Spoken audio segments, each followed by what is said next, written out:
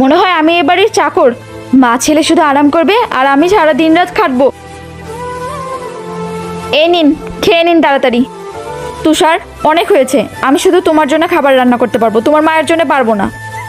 চুপ করো নেহা, মা শুনে ফেলবে তো।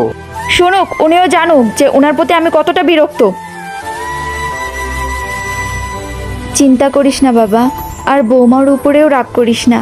তোকে তো একটা কথা বলতেই ভুলে গেছি, তোর মাসি আমাকে অনেকদিন হলো তার বাসায় ডাকছে, আমি ওখানে চলে যাব বাবা। মাকে ছাড়া তো একদমই ভালো লাগছে না, কি যে করি।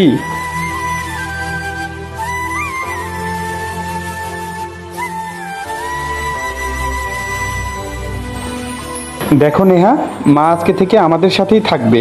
একজন ছেলের যে দায়িত্ব, আমি সে দায়িত্বই পালন করব। তুমি যদি এ বাড়িতে আমার মায়ের সাথে থাকতে না পারো, তুমি চলে যেতে পারো।